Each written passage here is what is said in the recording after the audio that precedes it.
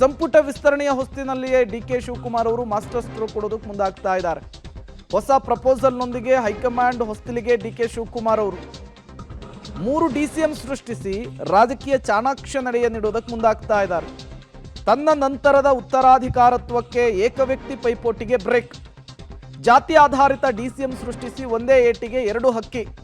ಚುನಾವಣಾ ದೃಷ್ಟಿ, ಸಮುದಾಯದ ಸಮಾಧಾನದ ವಿಚಾರವನ್ನ ಲೆಕ್ಕಾಚಾರವನ್ನು ವರಿಷ್ಠರ ಮುಂದಿಟ್ಟು 3 DCM ಹುದ್ದೆಯನ್ನು ಸೃಷ್ಟಿಸೋದಕ್ಕೆ ಕಸರತ್ತನ್ನು ಮಾಡ್ತಿದ್ದಾರೆ ಅನ್ನೋದು ಗೊತ್ತಾಗ್ತಾ ಇದೆ. ಈ ಹಿಂದೆ ಸಿದ್ದರಾಮಯ್ಯನವರು CM ಆಗಿದ್ದಾಗ ಒಬ್ಬರೇ DCM ಇದ್ದಿದ್ದು, ಅದು ಡಿಕೆ ಶಿವಕುಮಾರ್ ಅವರು.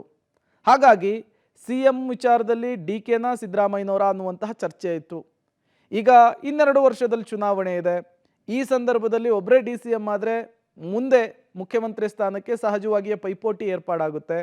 ಹಾಗಾಗಿ 3 DCM ಹುದ್ದೆಗಳನ್ನು ಸೃಷ್ಟಿಸಬೇಕು, ಒಂದೇ ಪವರ್ ಸೆಂಟರ್ ಇರಬೇಕು ಅನ್ನುವಂತಹ ನಿಟ್ಟಿನಲ್ಲಿ ಒಂದು ಚಾಣಾಕ್ಷ ನಡೆಯನ್ನು ಡಿಕೆ ಶಿವಕುಮಾರ್ ಇಟ್ಟಿದ್ದಾರೆ ಅನ್ನುವಂತಹ ಚರ್ಚೆ ನಡೀತಾ ಇದೆ.